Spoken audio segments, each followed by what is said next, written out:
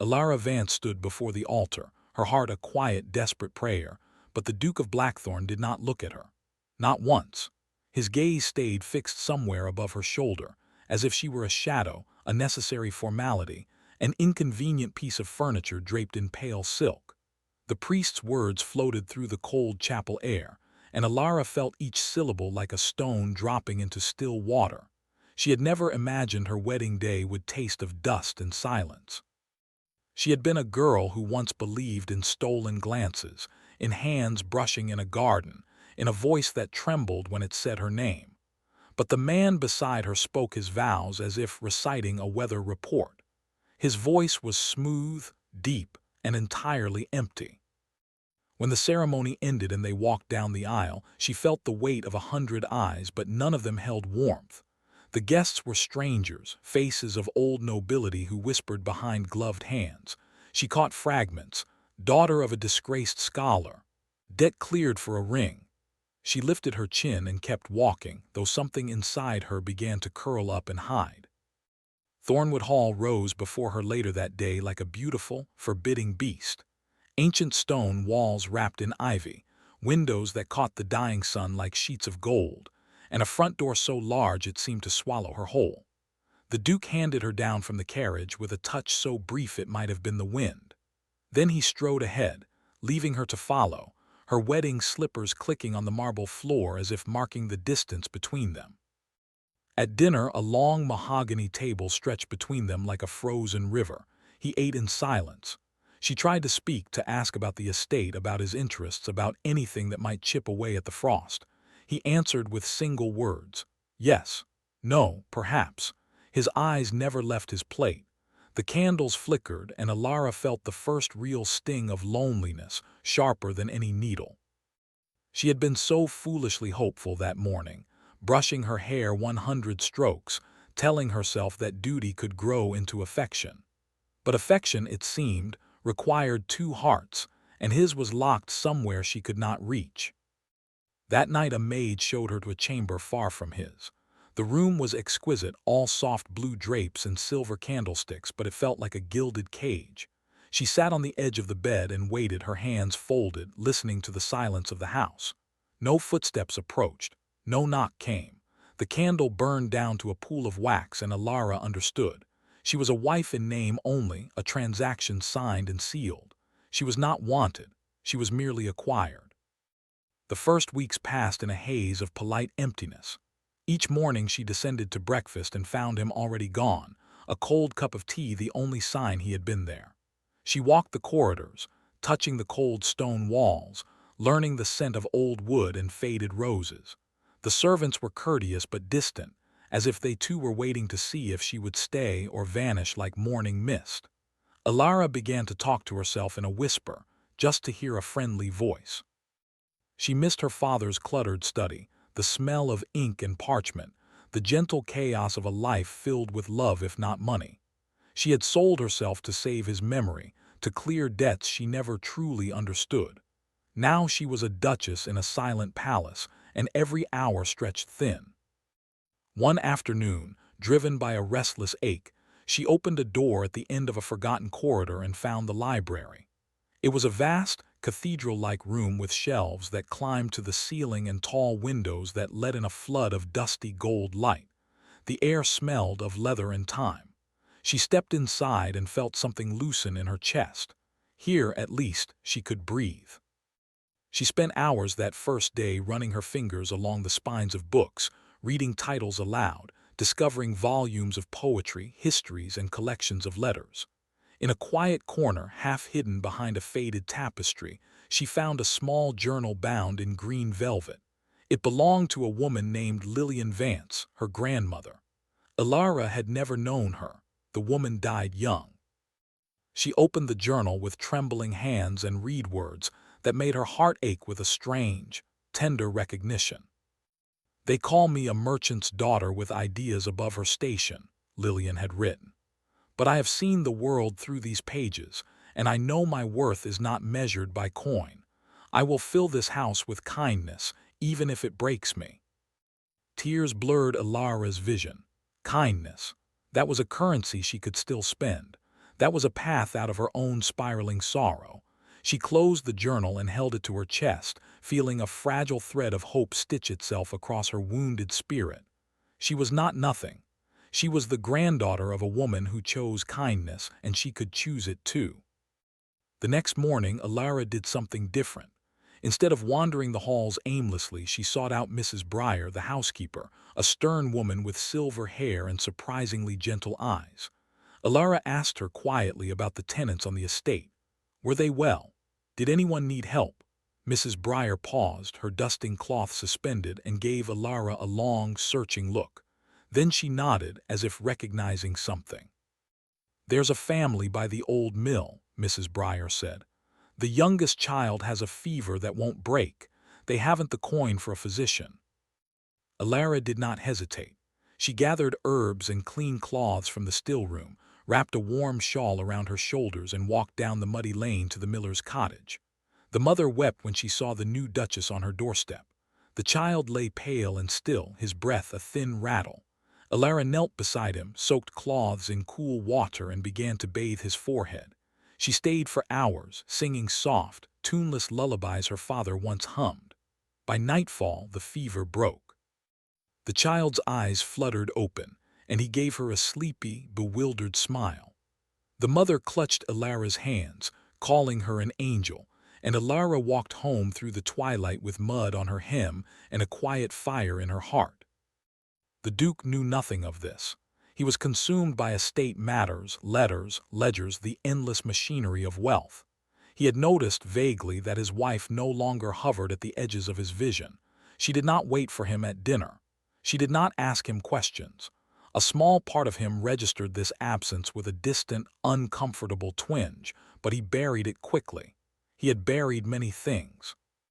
He had made a promise to his dying father years ago, a promise that love was a poison, a weakness that had destroyed their family when his mother abandoned them.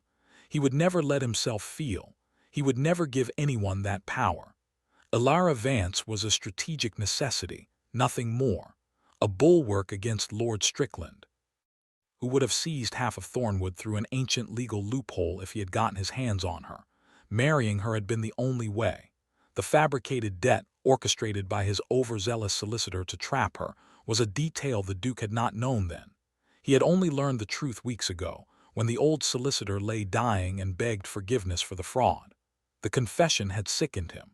He had married an innocent woman under false pretenses, but he told himself it was too late to undo. He could only offer her his name and his protection from afar. So he kept his distance, hardening his heart against the guilt, against her. Then came the invitation to the Ashworth Ball, a glittering annual event that drew the county's elite. Lady Celeste Montfort, the daughter of a neighboring earl, was known to be a fixture there. She had long set her sights on the Duke of Blackthorn, and her sharp tongue had been honed for years on anyone who stood in her way. Alara dreaded the ball, but duty demanded she attend. She dressed in a gown of soft lavender, her only jewelry a string of pearls that had belonged to her mother. She looked fragile and lovely, like the first violet of spring. The Duke offered her his arm in the carriage, but he did not speak. His silence felt heavier than ever. The ballroom was a sea of silk and candlelight. Music swirled, laughter cascaded, and Alara stood at the edge, a cup of untouched champagne in her hand, her smile carefully pinned in place. The Duke had left her to speak with a cluster of gentlemen, his back a wall of dark velvet. She felt eyes on her, whispers coiling like smoke. And then Lady Celeste appeared, radiant in crimson, her smile a blade. "Ah, the new Duchess of Blackthorn," Celeste said, her voice dripping with honeyed venom. "How charming! I heard your father was a scholar who could barely afford his ink. Tell me, does it feel strange to wear silk when you were raised in a cottage?" A few nearby guests tittered. Alara's cheeks burned, but she held her head high. "It feels like a privilege," she said quietly, "one I hope to honor with kindness." Celeste laughed, a tinkling, cruel sound. "Kindness? How quaint! But I suppose one must have something to offer when one lacks blood and beauty." She glanced pointedly at the Duke's distant back. "Do not expect him to come to your rescue, my dear. Men like him marry for convenience, not love. You are a placeholder, nothing more." The words hit Alara like a physical blow. She looked past Celeste, searching for her husband, praying for some sign that he would defend her. But the Duke stood frozen, his face a mask of stone, his gaze fixed on some distant point. He had heard. He must have heard. But he did not move. He did not even turn. Something inside Alara shattered, clean and quiet. She set down her champagne glass, excused herself with a dignity she did not feel, and walked out of the ballroom into the cold night air. The carriage drive was empty. She stood alone under the stars, trembling, and realized that she had been waiting for love that would never come. She had been a fool, a hopeful fool, and now hope was a bruised, dying thing in her chest. She did not weep. She simply stood there until the chill seeped into her bones, and then she made a silent vow. She would never seek his affection again. She would build her own life, brick by brick, and he could remain in his frozen solitude. When the Duke finally emerged from the ball, he found her waiting beside the carriage, her face pale and composed. He hesitated as if he might say something, but the words did not come. They rode home in suffocating silence. That night, Alara asked Mrs. Briar to prepare the dower house, a small, elegant cottage on the estate's edge. She would live there from now on. The Duke received the news with a flicker of something in his eyes, but he merely nodded. He did not stop her. The dower house became her sanctuary. Wisteria climbed its stone walls, and a little garden bloomed with lavender and rosemary. Alara filled the rooms with books from the library, with her grandmother's journal, with the scent of fresh bread she learned to bake herself. She spent her days among the tenants, tending the sick, reading to children, organizing supplies for the poor. Word of her kindness spread beyond the estate. She became known as the Violet Duchess, soft-spoken but strong, a woman who appeared at sickbeds with her sleeves rolled up and her hands full of herbs. Lord Ashford first saw her in the village square, her hair escaping its pins as she knelt to comfort a sobbing boy who had lost his dog. He was a widower, a gentle man with sad eyes and a slow smile, and he recognized in Alara a kindred spirit. He introduced himself with a bow, offered his assistance in her charitable projects, and soon became a steady, comforting presence. He did not flatter, he simply showed up. He carried baskets of food, repaired a leaking roof at the orphanage, sat beside her at the village fete and made her laugh, a real laugh, the first she had felt in months. The Duke, meanwhile, began to notice an unsettling emptiness in his world. Thornwood Hall felt cavernous without her soft footsteps. Breakfast was a lonely ritual. He found himself listening for her voice, her laugh, and hearing only silence. He rode past the dower house one afternoon and saw her in the garden, a sun hat shading her face, a book in her lap. She looked peaceful. She looked whole. She looked nothing like the tremulous bride he had ignored. A sharp, unfamiliar pang struck him, a knot of something that felt dangerously close to longing. He turned his horse away, furious at himself. The jealousy arrived in slow, insidious waves. He saw Lord Ashford's carriage parked near the dower house. He watched Alara walk with the man along the riverbank, their heads bent together in conversation. He heard the servant speak warmly of Lord Ashford's generosity and his obvious regard for the Duchess. The Duke's jaw tightened. His hands curled into fists at his sides. He had no right to feel this, he told himself. He had pushed her away. He had built the walls himself. But the feeling would not be reasoned with. It burned, a quiet, persistent fire. One evening he followed her. He hated himself for it, but his legs moved of their own accord. She was walking to the miller's cottage, a basket of medicine on her arm. He watched through a window as she sat beside the little boy who had once been so ill, now laughing and healthy, playing with wooden toys she had brought. She ruffled his hair and sang that soft lullaby again. The Duke stood in the shadows, and something inside him cracked wide open. Regret flooded in, cold and heavy. He had wasted so many months. He had let her suffer alone. He had heard Lady Celeste's cruelty and done nothing. He had let his own wife believe she was worthless. The weight of his guilt nearly buckled his knees. He stumbled home. His chest a battlefield. The next day a crisis erupted. A letter arrived from Lord Ashford's solicitor, inquiring about the possibility of an annulment. The marriage had never been consummated.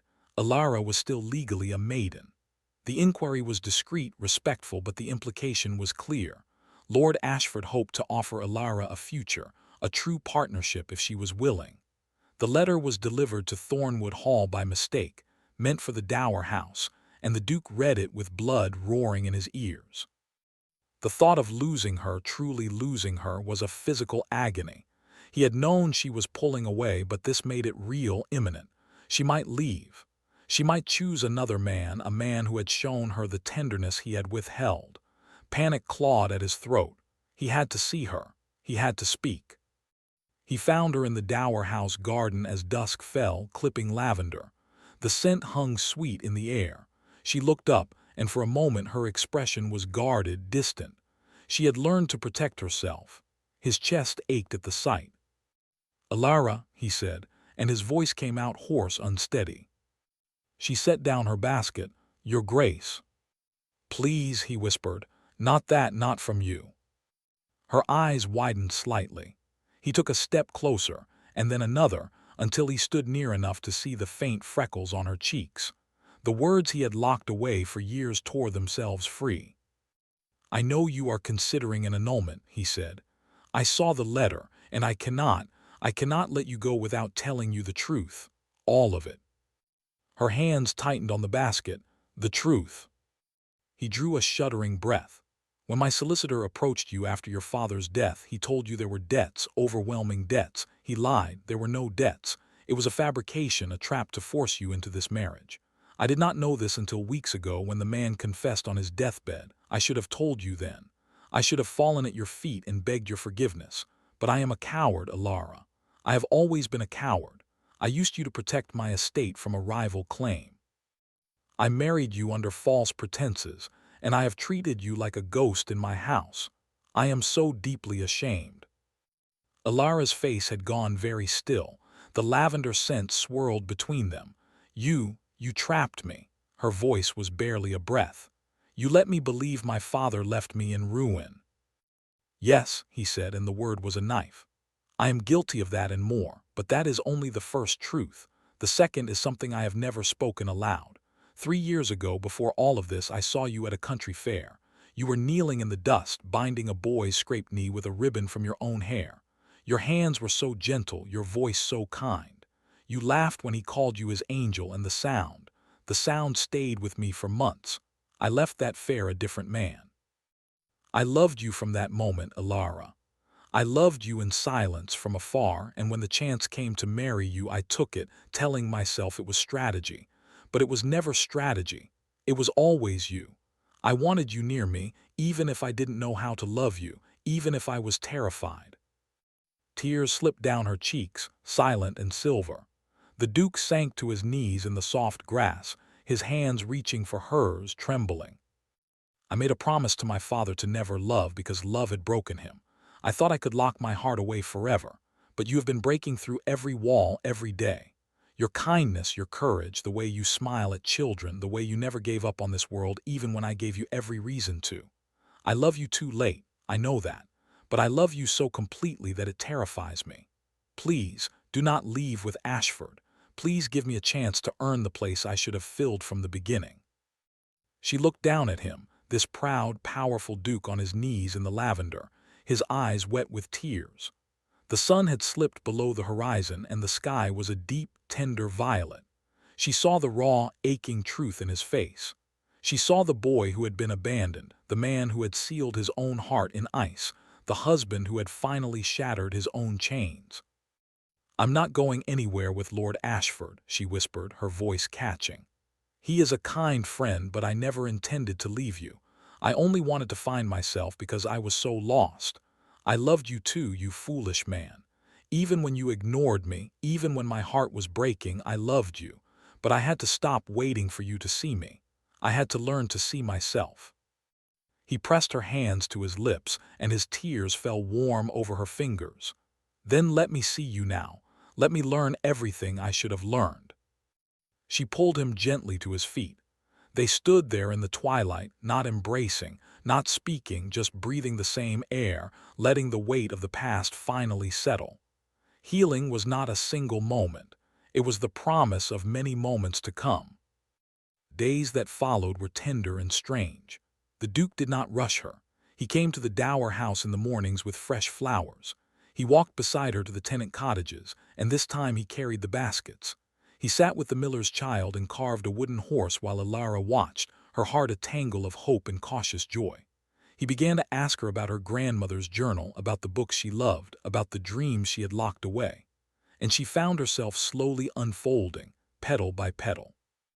A month later, the Ashworth family hosted a summer garden party, smaller than the ball but still filled with the county's elite. Lady Celeste was there, resplendent in emerald silk, her eyes sharp with curiosity.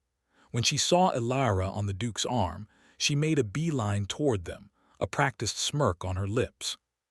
"Your Grace," Celeste cooed to the Duke, "I was just telling Lady Pemberton that I had no idea you were bringing your wife. She has been so rarely seen in society. One might think you were hiding her." The Duke's arm tightened protectively around Alara. His voice, when he spoke, was calm and cut like crystal. "Lady Celeste, I have not been hiding my wife. I have been learning to deserve her. She is the finest woman I have ever known, and I will not have anyone speak of her with disrespect. Please enjoy the party, but keep your distance from us." Celeste's face went pale, then red. She opened her mouth, but no words came. She turned on her heel and vanished into the crowd. Alara looked up at her husband, her eyes shining. He met her gaze, and for the first time he smiled openly, a real smile that crinkled the corners of his eyes.